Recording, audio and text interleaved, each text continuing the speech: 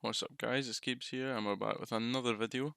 Today it's another tactical recreation. I'm excited to bring this one to you. I've had a lot of fun. As you can see, it's Juventus we're using, so it is the new version of Sarriball that we'll be looking at. Since Sarri has gone to Juventus from Chelsea, he has completely changed his system based around one man, and no wonder. It's Cristiano Ronaldo. Everyone's aware of him. His ability is unquestionable.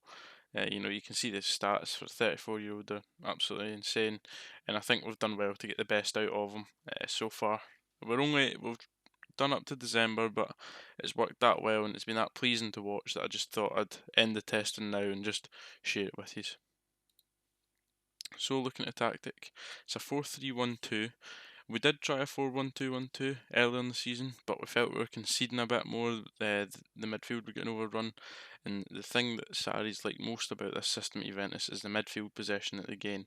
And I just felt that this system wasn't doing it. We were scoring fine, we were, moving the ball a bit fine, but it wasn't Sarriball as such because we were losing the ball too much in the middle of the field. So we're using Pjanic as a deep line playmaker. As you can see, 24 games, 16 assists, 5 goals. He's been terrific so far. He is one of the best midfielders in the world. And under Sarri, he's really started to, become that pivot between defence and attack more than he was under Allegri. And he's certainly done a decent job of, commanding that role and making sure that in Sarri's system, Jorginho isn't much of a miss since he couldn't bring him from Chelsea. Matuidi's a big part of how they play. He sweeps up at the side, and the way Juventus play now, mainly because of having a Ronaldo as a striker and Dybala wanting to play them all the time, is they play quite narrow, pressing people out wide, preferably to the left, to try and get them onto the Matuidi's side, because he is just that good at turning balls over and turning defence into attack in an instant. So we did focus on that narrow shape. So vertical tiki-taka suited. If you've tried to recreate Sarriball in previous iterations of Football Manager, you will know that vertical tiki-taka is the best way to go. It does like passing between the lines rather than going side to side, such as a Guardiola build-up play. So vertical tiki-taka made a lot of sense, and attacking made a lot of sense as well, because even though we've got it, as you can see, at a lower tempo, the attacking side of it does speed everything up when they are in attack, which is exactly how Sarri plays. The right side of the centre mid wasn't too much of an issue. They've switched between Rabiot, Khedira, Bentancur, a couple other players have been used there. I know that we've had Cuadrado play there once or twice this season for Sarri. So, when I knew coming into making the tactic that wasn't going to be a pivotal role. So that's really just kept a centre mid doing a basic role in the middle of the pitch, connecting play. But Bentancur's really made a difference in that position, so we kept him there rather than bringing in a Khedira or Rabiot. At the cam, Aaron Ramsey does a brilliant job of linking play. He drops into the positions in between, as you'll see. I'll just show you the instructions. We've got him into roam from position. The only reason for this is so that he can pick up space in between the defence and midfield, where he can be most effective. Keeping them centrally isn't the best, especially in a narrow formation. If he's just sitting in front of the two strikers, then you're not going to get the best out of him, and then in turn, you're not going to get the best out of that man up front, Cristiano Ronaldo. At the defence, when they lose the ball, they tend to, as I said, press wide and keep a really narrow, compact back four, with Pjanic coming sit in front just for that extra level of defence, typically picking up the number 10 if the team has it. They play a high line of engagement as well, with not the biggest pressing side in the world. At Napoli, Sarri had the players to go and press urgently all the time. At Chelsea, the same. He had the players to go and just constantly press. Not that it worked a lot because of the ability, but they still had the fitness. Whereas at Juventus, with him focusing on the play, defensive and attacking, around getting that man Ronaldo into the best positions, they don't press overly much. Instead of trying to win the ball back, they more try to press into forcing the pass out wide so that they can then press with their wide midfielders. That's what I'm saying. They prefer to get it out to the left side of the pitch for them so that Matuidi can press and do his job with the cover of Ramsey and Pjanic. In goals, we've went with Szczesny, sweeper keeper, on support, just to kind of, if we're getting press, he can easily beat the press by Bonucci or Delic putting the ball back to him and pinging it up.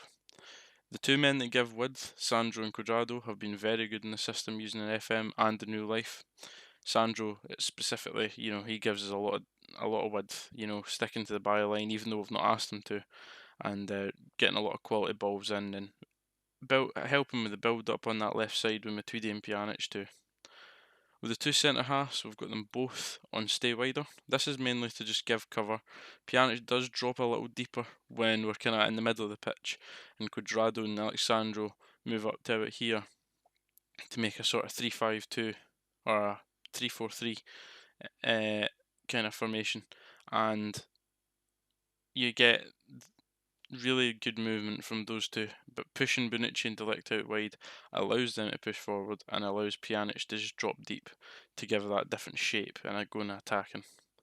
So we'll just look at more in depth. It is pretty much a standard vertical tiki-taka in possession. The only thing we've changed is whipped crosses. That man Ronaldo, if he's getting his head on anything in the box, there's a good chance it's going in. Whip crosses gives you the best chance of keeping it away from defenders and, give him that power header that he really needs. And in transition, we've not changed anything other than slow pace down because we don't want the goalkeeper rushing things, we don't want mistakes happening. And not just in Sarriball, but in Football Manager in general, most tactics I make tend to have this because, especially in this match engine, I've seen a lot of high presses completely beating you just off of a quick throw. So that's why that's there. So if we go and look at competitions, as you can see in the league, we've been terrific. 15 wins, 2 draws. The 2 draws were a bit disappointing. We're in the first knockout round of the Champions League. I will just show you the group of that. So as you can see, 4 wins, 1 draw, 1 loss. The loss was a 1-0 away to Tottenham on the last day. It wasn't a massive disappointment there. We did have a lot of the ball, we did have a lot of shots, we just didn't finish. So we can't complain too much. But as you can see, a lot of our results were very good. And we did only concede 2 goals in the 6 games. But when you look at the league, which has been a very pleasing point for me with the tactic, we've only conceded 2 goals and scored 51. And, those 2 goals came right at the start.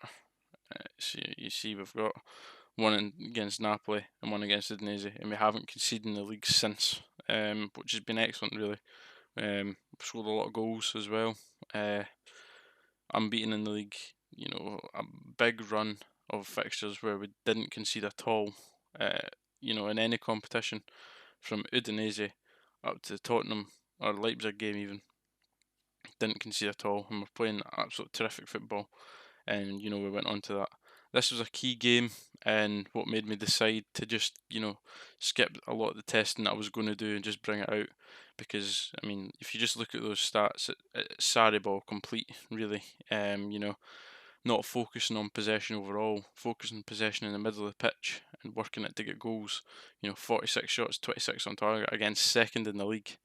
6-0 win.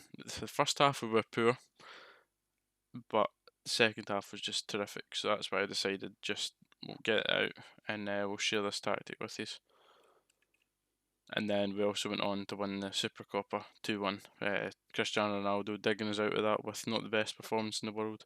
Lazio do hit you in the break quite well and defend well, so if you've seen my other video, you'll see why they do that, and we were successful in that as well. But we broke them down and we got a trophy in. But that's been the Sarriball. I've had a lot of fun making this one. Since Lazio, he's never really made anything of himself. Or Napoli, sorry. Coming to Juventus was a big step for him from having such a poor time at Chelsea. So, the way it's looked so far this season, they should still go on and win the league. But I think this is the way that we've made it in the game has been the perfect type of Sarriball they'd be looking for, that he's just not quite hit the heights of due to player performances and injuries in real life. But anyway, I hope you enjoy the tactic, guys. I'll leave the download down in the description for you. It's completely free on Mediafire. And I hope you can share your results with me and go and win the league. That have been Keebs, and it's been good having you. See you in the next one.